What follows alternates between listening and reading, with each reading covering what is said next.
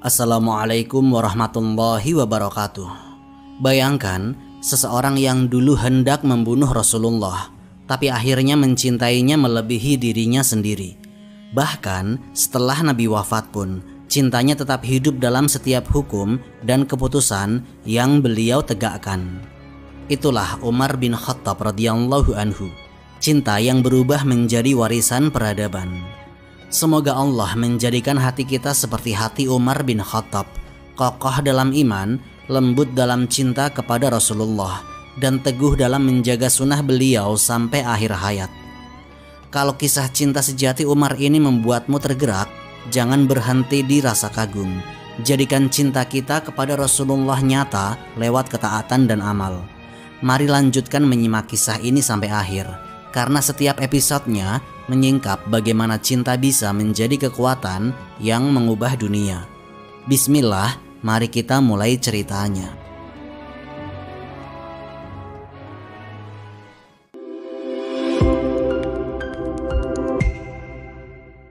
Cinta yang lahirmu di ujung pedang.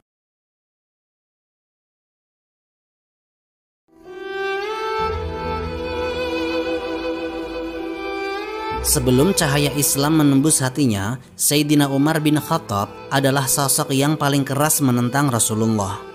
Beliau dikenal di Mekah sebagai lelaki bertubuh tegap, suara menggelegar, dan langkahnya membuat orang segan menoleh. Tidak ada yang berani menentangnya. Bila Sayyidina Umar marah, pasar Quraisy bisa senyap. Dan dalam hal menolak dakwah Rasulullah, tidak ada yang lebih lantang darinya. Umar bin Khattab melihat Islam sebagai ancaman terhadap tatanan Quraisy. Bagi mereka, Rasulullah dianggap telah memecah belah keluarga, menertawakan berhala, dan mengguncang sistem keyakinan yang turun-temurun. Dan Umar bin Khattab yang dikenal sangat setia kepada tradisi nenek moyangnya tidak bisa menerima hal itu. Beliau merasa kehormatan kaumnya diinjak-injak. Pada suatu hari, kemarahannya memuncak. Setelah mendengar kabar bahwa beberapa bangsawan Quraisy mulai diam-diam masuk Islam, beliau pun bersumpah, "Aku akan mengakhiri urusan ini dengan tanganku sendiri." Dengan pedang di tangan, beliau melangkah tegas menuju satu tujuan, untuk membunuh Rasulullah SAW. Di jalan, beliau bertemu dengan seorang laki-laki dari Bani Zuhrah. Laki-laki itu berkata dengan nada sinis, "Hendak kemana engkau, wahai Umar?" Umar bin Khattab menjawab dengan tajam, "Aku hendak membunuh Muhammad, orang yang telah memecah belah Quraisy." Laki-laki itu menatapnya lama, lalu berkata, "Engkau ingin mengurus orang lain, sementara keluargamu sendiri sudah mengikuti ajarannya." Umar mengerutkan kening, "Siapa maksudmu?" "Adikmu sendiri, Fatimah binti Khattab, dan suaminya, Sa'id bin Zaid." Ucapan itu seperti cambuk di telinganya. Wajah Umar memerah. Beliau berbalik arah, meninggalkan niatnya membunuh Nabi dan justru menuju rumah adiknya dengan amarah yang tidak kalah besar. Dari luar rumah, beliau mendengar lantunan ayat yang belum pernah didengarnya sebelumnya. Lembut tapi menusuk. Beliau menghentikan langkah, mendengarkan sejenak. Suara itu milik Khabbab bin Al-Arat, seorang sahabat Nabi yang sedang mengajarkan surat Toha kepada Fatimah dan suaminya. Tanpa memberi waktu, Umar menerobos masuk. Suaranya mengguntur. "Apa itu yang kudengar?" Khabbab cepat bersembunyi di pojok rumah. Fatimah menyembunyikan lembaran mushaf di balik bajunya. Tapi Umar bin Khattab melihatnya. Ia menampar adiknya dengan keras hingga darah menetes dari wajah Fatimah. Namun di luar dugaan, Fatimah menatapnya tegas. "Ya, kami telah beriman kepada Allah dan Rasul-Nya. Lakukan sesukamu, wahai Umar." Ucapan itu membuat Umar terdiam. Nafasnya berat. Pandangannya beralih ke mushaf yang tadi disembunyikan. "Tunjukkan kepadaku apa yang kalian baca," kata Umar. Fatimah menolak. "Engkau najis, wahai Umar, mandilah dahulu." Umar pun terdiam, lalu pergi membasuh diri. Setelah itu, dengan tangan gemetar, beliau membuka lembaran itu. Matanya membaca, "Toha, kami telah menurunkan Al-Quran ini kepadamu agar engkau celaka." Kalimat itu seolah menampar kesadarannya. Beliau terus membaca ayat demi ayat, dan semakin lama suaranya melemah. Hatinya bergetar. Inilah bukan kata manusia. Ada sesuatu yang menembus dadanya, menggetarkan hatinya. Air mata yang selama ini keras beliau tahan mengalir tanpa beliau sadari. Khabbab bin Al-Arat keluar dari persembunyiannya, melihat perubahan yang luar biasa pada wajah Umar bin Khattab. Beliau berkata pelan, "Wahai Umar, demi Allah, aku berharap semoga doa Rasulullah dikabulkan kepadamu." Aku mendengarnya bersabda, "Ya Allah, muliakanlah Islam dengan salah satu dari dua Umar, Umar bin Khattab atau Amr bin Hisham." Umar bin Khattab menunduk, menggenggam pedangnya yang kini terasa berat. "Tunjukkan aku jalan menuju Muhammad," katanya dengan suara parau. Khabbab tersenyum lega, lalu berkata, "Beliau ada di rumah Arqam bin Abi Arqam di Bukit Safa." Umar pun bergegas. Ketika sampai di depan rumah itu, para sahabat yang ada di dalam ruangan mulai panik. Salah satu dari mereka melihat Umar datang dengan pedang. Hamzah bin Abdul Muthalib berdiri sigap, berkata, "Biarkan dia masuk. Jika ia datang dengan niat baik, kita sambut. Tapi kalau tidak, kita habisi dia dengan pedangnya sendiri." Umar bin Khattab melangkah masuk. Ruangan itu hening. Rasulullah Shallallahu Alaihi Wasallam yang sedang duduk berdiri menghampirinya. Rasulullah menatapnya dengan tenang. Tidak ada rasa takut sedikit pun. Hamzah bin Abdul Muthalib menarik baju Umar dan berkata tegas, "Belum saatnya engkau berhenti, wahai Umar, sampai Allah menurunkan kehinaan kepadamu seperti pada orang-orang sebelummu." Umar bin Khattab menatap wajah Nabi lama sekali, lalu suaranya pecah. "Aku datang bukan untuk menantang, wahai Rasulullah. Aku datang untuk beriman kepada Allah dan kepada engkau sebagai utusannya." Ruangan itu seketika bergemuruh dengan takbir, Allahu Akbar. Madinah belum lahir, tapi hari itu Mekah bergetar oleh kabar itu. Orang-orang berlari ke jalan. Umar telah masuk Islam, Umar telah beriman. Sejak hari itu, pedang yang dulu beliau hunus untuk memerangi Nabi justru menjadi pelindung risalah beliau. Dan cinta yang lahir di ujung pedang itu tidak pernah padam. Beliau dimulai dari perlawanan, berakhir dengan pengabdian total. Membela nama Rasul di hadapan dunia. Beberapa tahun setelah Islam mulai tersebar di Mekah, kaum Quraisy merasa semakin terdesak. Jumlah orang yang beriman bertambah, dan pesan tauhid Rasulullah mulai mengguncang tatanan lama. Berhala-berhala yang selama ini mereka sembah mulai ditinggalkan oleh sebagian orang. Kaum Quraisy tidak lagi bisa mengandalkan kekuatan fisik semata. Mereka mencoba cara lain, yaitu diplomasi. Sejumlah pemuka Quraisy datang kepada Rasulullah membawa tawaran kompromi. Di antara mereka ada Walid bin Mughirah, Abu Jahal, dan Utbah bin Rabi'ah. Orang-orang yang dikenal berpengaruh. Mereka mendatangi Nabi dan berkata dengan gaya lembut, seolah ingin berdamai. "Wahai Muhammad," kata Utbah, "kami tidak ingin terus berselisih denganmu. Mari kita cari jalan tengah. Sembahlah Tuhan-Tuhan kami selama 1 tahun, dan kami akan menyembah Tuhanmu selama 1 tahun. Jika agamamu benar, kami akan mendapat bagian darinya. Jika agama kami benar, engkau pun tidak akan kehilangan apapun." Rasulullah mendengarkan tanpa menyela. Ketika mereka selesai berbicara, beliau menjawab dengan tenang, "Aku berlindung kepada Allah dari menyekutukannya." Namun mereka terus menekan, mencoba menyisipkan bujukan. "Kami tidak menyuruhmu meninggalkan Tuhanmu, hanya agar engkau menghormati berhala kami. Tidak ada salahnya kita saling menghormati." Saat itulah Sayyidina Umar bin Khattab yang kebetulan hadir di majelis itu berdiri dengan wajah tegang. Suaranya keras memecah suasana. "Apakah kalian ingin kami mencampur kebenaran dengan kebatilan demi menyenangkan kalian? Demi Allah, lidahku tidak akan menyebut nama selain Allah dan Rasulnya." Suasana berubah hening. Para pemuka Quraisy menatap Sayyidina Umar dengan marah. Tapi mereka tahu siapa yang sedang mereka hadapi. Sayyidina Umar bukan hanya keras, tapi juga terkenal tidak bisa disuap. Utbah mencoba menenangkan. "Umar, kami hanya ingin damai. Tidak semua bisa dipaksakan." Sayyidina Umar menatap tajam dan menjawab, "Demi yang kalian maksud adalah tunduk pada kebatilan. Selama aku hidup, kalian tidak akan mendengar kami menyebut nama Lata, Uzza atau Manat, kecuali untuk menolak mereka. Rasulullah diutus untuk menghancurkan berhala-berhala itu, bukan untuk mengajaknya berdamai. Ucapan Sayyidina Umar menutup ruang kompromi. Tidak lama setelah peristiwa itu, turunlah wahyu yang menegaskan pendirian Rasulullah.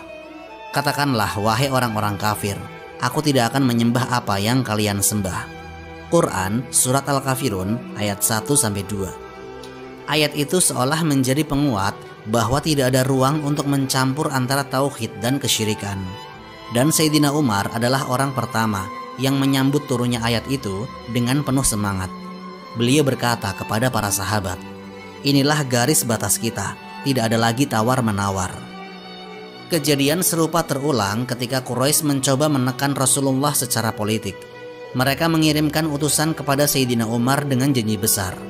"Wahai Umar," kata seorang utusan Quraisy, "engkau kini memiliki kedudukan tinggi di antara kaum muslimin. Jika engkau mau membujuk Muhammad agar sedikit melunak terhadap kami akan memberimu kekuasaan atas separuh Mekah." Sayyidina Umar menatapnya tanpa berkata lama, lalu menjawab dengan datar, "Kalau aku tahu kalian jujur, niscaya aku tetap menolak. Apalagi aku tahu kalian berdusta." Lalu beliau menambahkan dengan suara keras, "Demi Allah, seandainya seluruh dunia diberikan kepadaku dengan syarat aku harus meninggalkan suatu sunnah Rasulullah, aku tidak akan menerimanya." Ketegasan Sayyidina Umar tidak berhenti pada ucapan. Beliau juga dikenal sebagai tameng Rasulullah dalam banyak kesempatan. Ketika Nabi berdiri di hadapan Ka'bah untuk sholat, para pemuka Quraisy sering mendekat untuk mengolok-ngolok atau mencoba mengganggu. Sayyidina Umar selalu berdiri di dekat beliau, menatap mereka satu persatu. Tidak ada yang berani melangkah lebih dekat. Suatu ketika, Abu Jahal pernah mencoba mendekat, tapi begitu melihat Sayyidina Umar berdiri di samping Nabi, beliau berbalik dan pergi. Pada tahun-tahun berikutnya, ketika Islam mulai mendapatkan pengikut dari luar Mekah, utusan-utusan dari berbagai suku datang untuk menegosiasikan syarat masuk Islam. Beberapa di antaranya menerima agar Nabi tidak menyinggung kebiasaan penyembahan berhala mereka. Rasulullah menjawab dengan sabar, tapi Sayyidina Umar tidak bisa diam. Beliau berkata, "Kalau kalian ingin masuk Islam tapi masih ingin membawa berhala kalian, maka kalian belum mengenal Islam. Tauhid tidak punya saudara kembar." Sikap itu membuat beberapa utusan terkejut. Bahkan ada yang sempat tersinggung. Tapi kemudian mereka menyadari bahwa apa yang Sayyidina Umar katakan bukan karena keras kepala, melainkan karena prinsip yang diajarkan langsung oleh Rasulullah. Ketika mereka akhirnya memeluk Islam dengan sungguh-sungguh, sebagian dari mereka justru berkata, "Kalau bukan karena ketegasan Umar, kami mungkin akan masuk Islam setengah hati." Sayyidina Umar juga dikenal tegas membela nama Rasulullah dari ejekan. Suatu kali, seorang laki-laki dari suku Sakif berkata dengan nada sinis, "Muhammad itu penyihir yang pandai menyusun kata-kata." Sayyidina Umar segera berdiri, menatap tajam dan berkata, "Demi Allah, engkau dusta. Kami mengenal penyair-penyair di antara Arab. Rasulullah bukan penyair. Apa yang keluar dari lisannya bukan syair, tapi wahyu dari Tuhan semesta alam." Orang itu langsung terdiam, tidak berani membalas. Peristiwa lain terjadi setelah hijrah ke Madinah. Seorang Yahudi pernah mempermainkan perjanjian dengan kaum muslimin dan menyebut Nabi dengan panggilan yang merendahkan. Sayyidina Umar yang mendengar langsung menegurnya dengan keras, "Engkau akan celaka bila tidak berhenti. Tidak ada manusia yang lebih mulia dari Rasulullah di muka bumi ini." Laki-laki itu akhirnya meminta maaf, dan Rasulullah tersenyum kepada Sayyidina Umar, menepuk pundaknya. "Begitulah engkau, wahai Umar. Engkau keras terhadap kebatilan dan lembut terhadap kebenaran." Di setiap masa perjuangan Rasulullah, Sayyidina Umar selalu menjadi garda terdepan dalam menjaga kehormatan beliau. Tidak ada yang bisa menawar cintanya terhadap Rasulullah. Tidak dengan harta, tidak dengan jabatan, tidak dengan bujukan diplomatik. Beliau berdiri teguh di satu garis, yaitu membela nama Rasulullah di hadapan para siapapun, bahkan jika dunia menantangnya. Antara kecemburuan dan ketundukan. Setelah keislamannya, Sayyidina Umar bin Khattab menjadi sosok yang tidak hanya disegani oleh kaum Quraisy, tapi juga dicintai oleh kaum muslimin. Beliau dikenal keras di jalan kebenaran, tapi lembut dalam urusan hati terhadap Rasulullah. Kedekatan itu membuatnya sering terlibat langsung dalam peristiwa-peristiwa penting bersama Nabi. Namun, di balik kedekatan itu, ada satu momen jujur yang menunjukkan betapa cintanya Sayyidina Umar masih harus ditempa. Momen yang menjadi titik balik dalam pemahamannya tentang cinta sejati kepada Rasulullah. Pada suatu hari, ketika mereka berjalan bersama, Rasulullah berbicara dengan lembut tentang keimanan dan kecintaan kepada Allah dan Rasul-Nya. Sayyidina Umar dengan sifatnya yang terbuka dan tidak suka berpura-pura, berkata dengan jujur, "Wahai Rasulullah, aku mencintaimu lebih dari apapun, kecuali diriku sendiri." Ucapan itu sederhana, tapi sangat manusiawi. Sayyidina Umar tahu betapa besar cintanya kepada Nabi. Namun beliau juga sadar bahwa naluri manusia selalu ingin menjaga dirinya sendiri lebih dari apapun. Nabi menatapnya, lalu bersabda, "Belum sempurna imanmu, wahai Umar, hingga aku lebih engkau cintai daripada dirimu sendiri." Ucapan itu menembus hati Sayyidina Umar. Beliau tidak menjawab seketika, wajahnya menunduk. Beliau berpikir lama, merenungi makna sabda itu. Cinta kepada Nabi bukan hanya perasaan, tapi ukuran keimanan. Bagaimana seseorang bisa mencintai Nabi melebihi dirinya sendiri? Padahal manusia secara fitrah mencintai hidupnya, keselamatannya, dan kebahagiaannya. Tapi Sayyidina Umar bukan tipe yang berhenti pada pertanyaan. Beliau merenung dalam diam, lalu perlahan berkata, "Sekarang demi Allah, engkau lebih kucintai daripada diriku sendiri." Rasulullah Shallallahu Alaihi Wasallam tersenyum dan berkata, "Sekarang sempurnalah imanmu, wahai Umar." Peristiwa singkat itu diriwayatkan dalam Sahih Al-Bukhari. Namun, di balik kalimat yang tampak sederhana itu, ada perjalanan panjang dalam diri Sayyidina Umar. Setelah peristiwa tersebut, para sahabat memperhatikan perubahan sikapnya. Sayyidina Umar semakin berhati-hati dalam meniru setiap tindakan Nabi. Beliau memperhatikan bagaimana Nabi berbicara, berjalan, bahkan cara Nabi diam. Baginya, setiap gerak Nabi adalah perintah, setiap sabda adalah pegangan. Dalam banyak kesempatan, kecintaannya kepada Rasulullah juga tampak dalam bentuk yang sangat manusiawi. Kadang keras, kadang cemburu, tapi selalu dalam batas ketundukan. Salah satu contohnya terjadi saat perjanjian Hudaybiyah.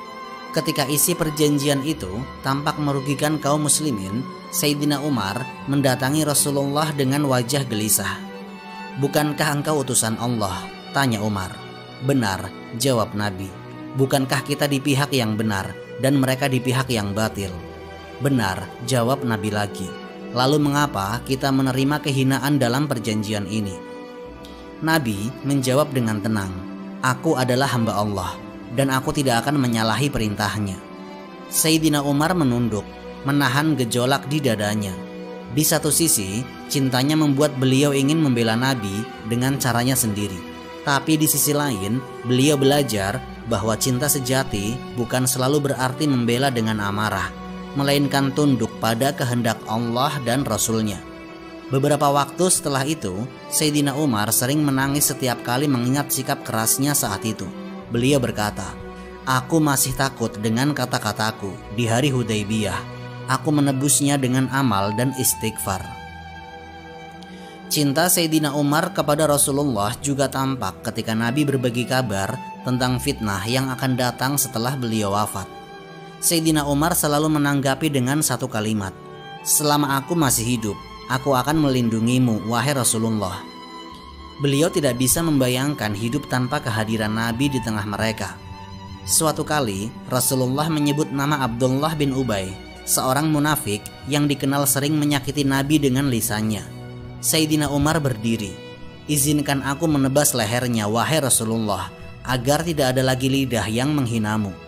Tapi Nabi menjawab dengan lembut, "Jangan, wahai Umar, aku tidak ingin orang berkata bahwa Muhammad membunuh sahabatnya." Sayyidina Umar pun duduk kembali, menahan emosi. menunjukkan bahwa cintanya kepada Nabi tidak boleh mengalahkan ketaatan pada perintah beliau. Perlahan-lahan, Sayyidina Umar belajar bahwa cinta kepada Rasulullah bukan tentang membela dengan kekuatan, tapi menaati dengan sepenuh hati. Sejak saat itu, setiap perintah Nabi menjadi hukum yang tidak terbantahkan baginya. Jika Nabi melarang sesuatu, Sayyidina Umar menjauhinya tanpa pertanyaan. Jika Nabi memerintahkan, Sayyidina Umar melaksanakannya tanpa tunda. Dalam riwayat yang disebutkan bahwa setelah wafatnya Rasulullah, setiap kali Sayyidina Umar mendengar seseorang meninggikan suara di Masjid Nabawi, beliau menegurnya dan berkata, "Turunkan suaramu. Di sini dahulu ada Rasulullah."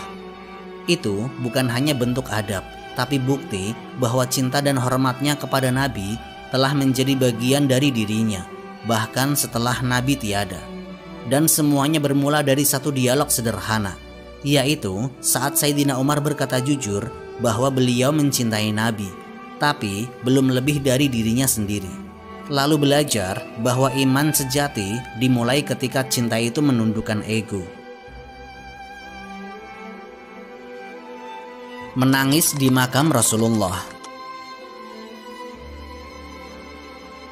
Setelah Rasulullah wafat, kehidupan di Madinah berubah. Kota yang dulu ramai dengan cahaya wahyu dan suara lembut Nabi kini terasa hening. Para sahabat sering berdiri lama di depan rumah Nabi, seolah berharap beliau keluar dan menyapa mereka seperti dahulu.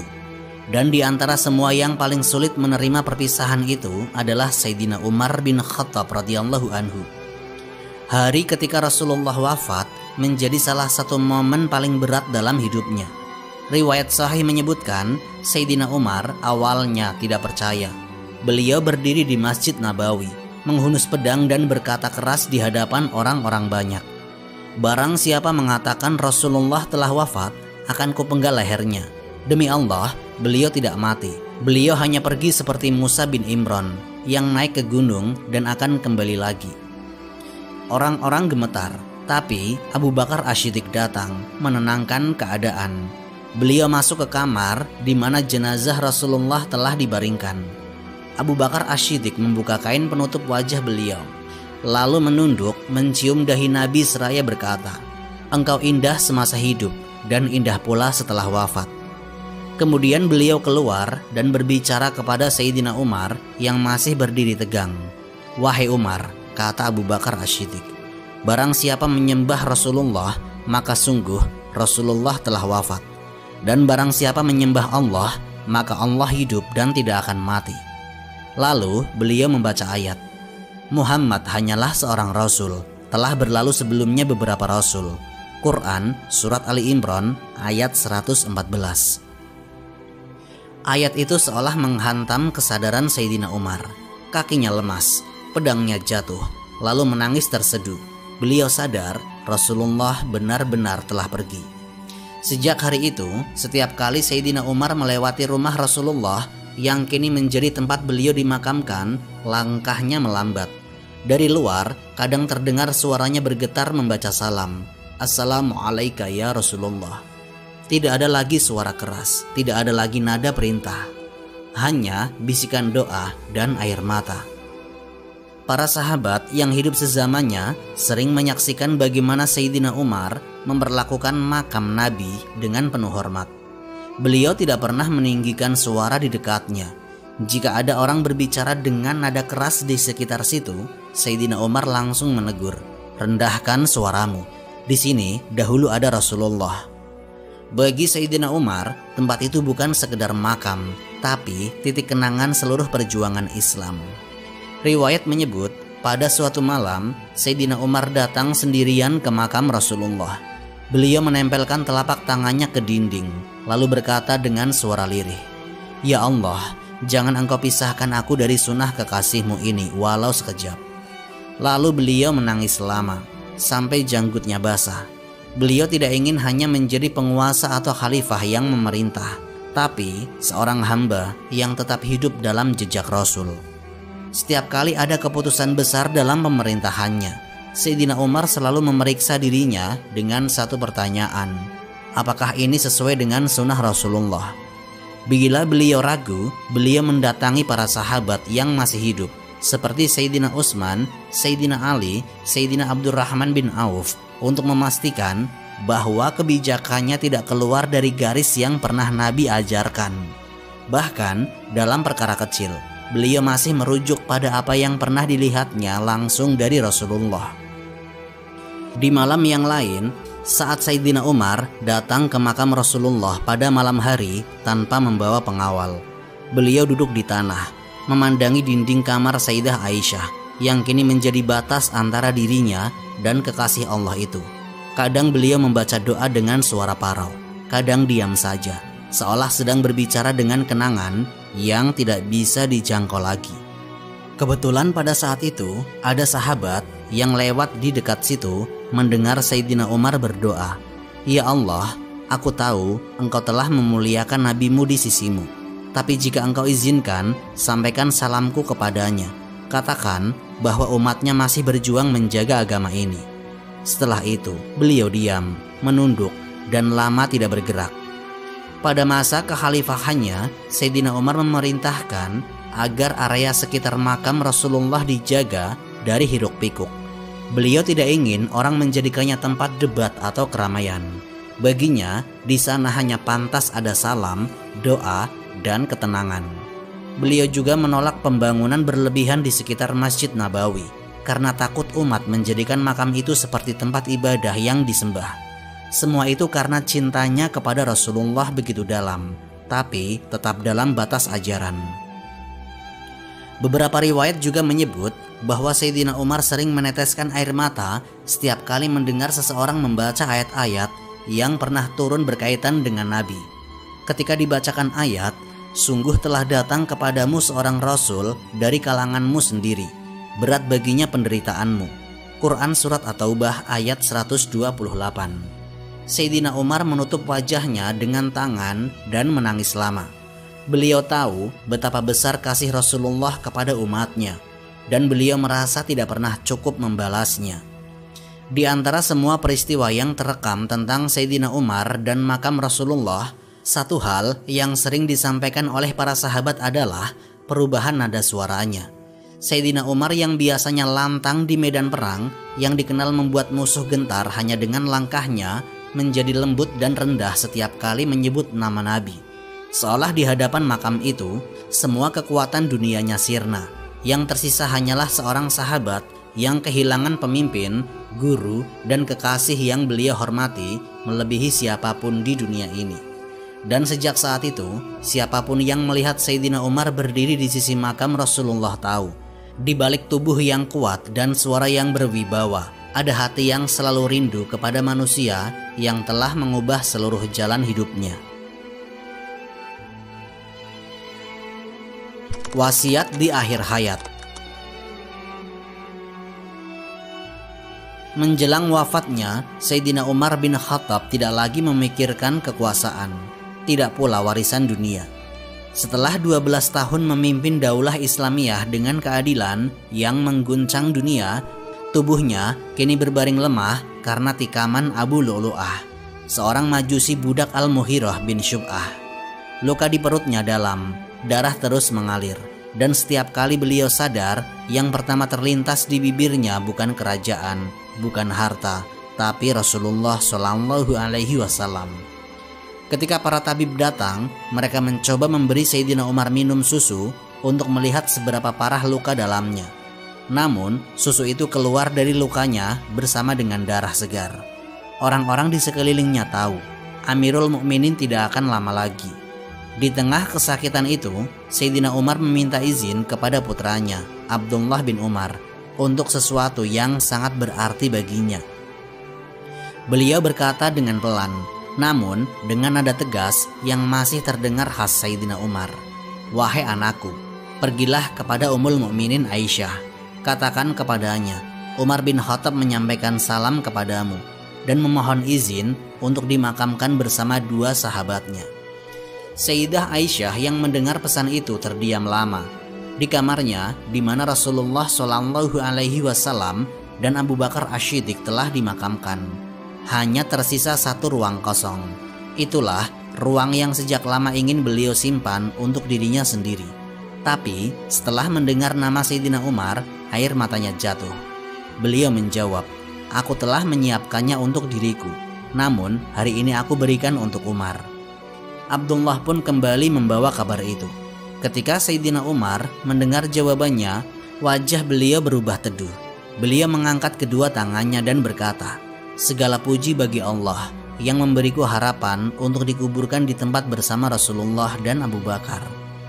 Namun yang menakjubkan, Sayyidina Umar masih berkata dengan kerendahan yang dalam, "Wahai anakku, jika aku wafat, bawalah aku ke sana, lalu ucapkan salam kepada Sayyidah Aisyah dan tanyakan lagi apakah izinnya masih berlaku. Jangan sampai aku dikuburkan di tempat yang bukan hakku." Beliau takut bahkan dalam keadaan sekarat bahwa mungkin setelah beliau meninggal, Sayyidah Aisyah berubah pikiran. Itu menunjukkan betapa dalam adab dan rasa hormat Sayyidina Umar terhadap keluarga Rasulullah. Ketika waktu semakin dekat, Sayyidina Umar memanggil para sahabat yang masih hidup. Di antaranya Sayyidina Utsman bin Affan, Sayyidina Ali bin Abi Thalib, Sayyidina Abdurrahman bin Auf, dan Sayyidina Sa'id bin Zaid. Beliau menunjuk 6 orang dari mereka untuk menjadi tim syuro, dewan pemilihan khalifah berikutnya. Bahkan di ambang ajal, Sayyidina Umar masih memikirkan umat agar tidak ada perpecahan setelah kepergiannya. Tapi setelah semua urusan itu selesai, pembicaraannya kembali kepada satu hal, yaitu Rasulullah Shallallahu Alaihi Wasallam. Beliau berkata lirih, hampir tidak terdengar, "Aku hanya punya satu keinginan. Jika Allah mengizinkan, aku ingin dikuburkan di sisi kekasihku Rasulullah dan Abu Bakar. Aku telah hidup bersama mereka dalam Islam. Semoga aku pun wafat bersama mereka dalam keimanan." Orang-orang di sekitar tempat tidurnya menangis. Abdullah bin Abbas yang hadir di situ berkata, "Demi Allah, belum pernah aku melihat seseorang yang begitu besar kekuasaannya, namun begitu rendah hatinya di hadapan kematian seperti Umar bin Khattab." Ketika malam tiba, rasa sakitnya semakin menjadi. Beliau menatap wajah putranya. "Wahai Abdullah, lihatlah apakah matahari telah terbenam." "Belum, wahai ayah." Tidak lama kemudian beliau bertanya lagi, "Sudahkah matahari terbenam?" "Sudah, wahai ayah." Maka Sayyidina Umar pun meminta air untuk berwudu, lalu sholat dalam keadaan luka yang belum berhenti mengucurkan darah.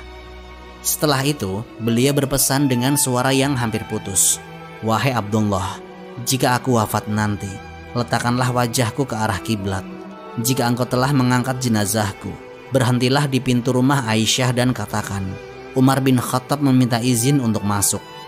Ketika akhirnya roh Sayyidina Umar meninggalkan jasadnya, Madinah seolah berhenti. Abdullah membawa jasad ayahnya ke rumah Sayyidah Aisyah. Beliau mengetuk lembut dan menyampaikan pesan yang sama seperti sebelumnya. Sayyidah Aisyah pun menjawab dengan tangis, "Masukkan ia, aku telah mengizinkan." Lalu Sayyidina Umar dimakamkan di kamar yang penuh keberkahan itu, di sebelah Abu Bakar Asy-Syiddiq dan di bawah naungan makam Rasulullah Shallallahu Alaihi Wasallam. Para sahabat berdiri hening, tidak ada yang berani bersuara keras. Di sana kini beristirahat 3 manusia agung yang telah mengubah sejarah dunia, Rasulullah, Abu Bakar, dan Umar. Wasiat Sayyidina Umar telah terpenuhi dengan sempurna. Beliau tidak meminta kuburan megah, tidak memerintahkan batu nisan berukir, tidak menyiapkan tanda khusus. Beliau hanya ingin dekat dengan Rasulullah, sebagaimana beliau selalu mendekat dalam kehidupan, di masjid, di medan jihad, dan dalam setiap langkah keimanannya. Itulah Sayyidina Umar, lelaki yang seluruh hidupnya dihabiskan untuk membela agama Allah dan kekasihnya, dan di akhir hayat pun hanya ingin satu hal, tidur di sisi Rasulullah Shallallahu Alaihi Wasallam. Pelajaran untuk umat, cinta yang tidak pernah padam. Bila ada cinta yang paling tulus di muka bumi, maka itu adalah cinta seorang hamba kepada Rasulullah Shallallahu Alaihi Wasallam. Dan di antara para sahabat, tidak banyak yang cintanya sekuat Umar bin Khattab radhiyallahu anhu.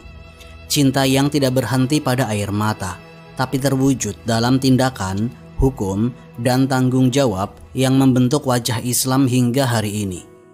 Ketika Rasulullah wafat, dunia seolah runtuh bagi para sahabat. Tapi Sayyidina Umar berdiri menolak kenyataan karena cintanya terlalu dalam untuk menerima kehilangan.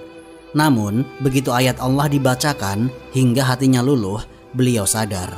Cinta kepada Rasulullah tidak berarti menolak takdir Allah, tapi melanjutkan perjuangan beliau.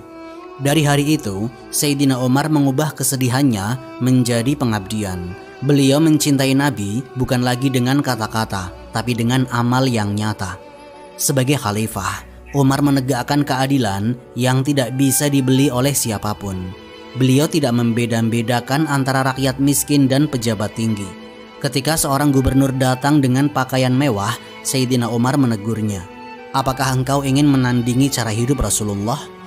Baginya, setiap keputusan politik, setiap hukum, setiap kebijakan, semua harus mengarah pada satu tujuan, yaitu menjaga sunnah Nabi agar tetap hidup di tengah umat. Cinta Sayyidina Umar bukan jenis cinta yang mudah.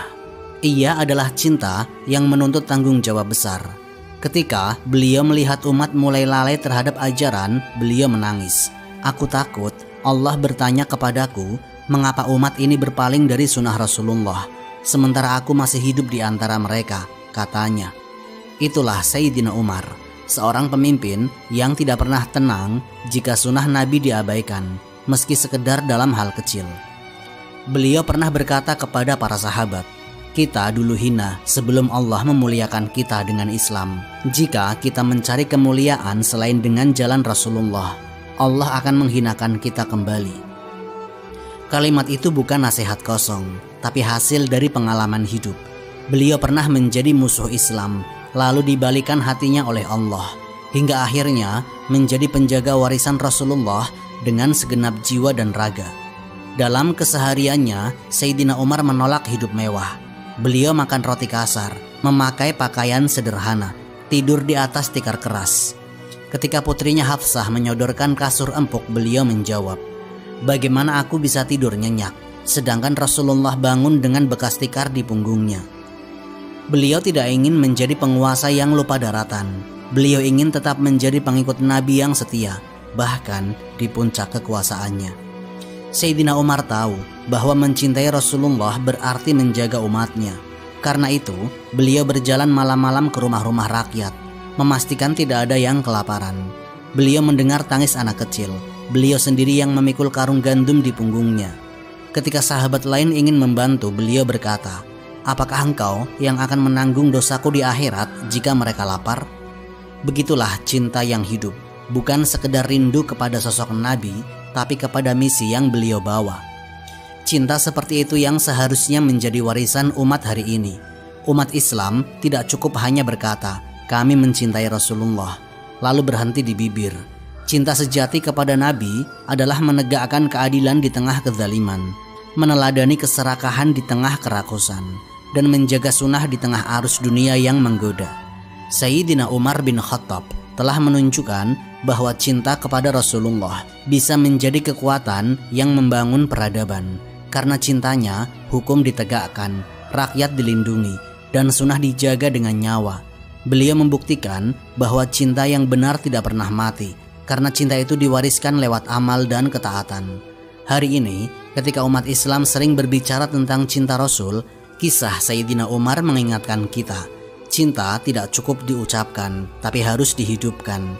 Ia bukan sekedar perasaan yang membuat kita menangis saat mendengar nama Nabi, tapi kesediaan untuk meniru beliau dalam setiap keputusan hidup.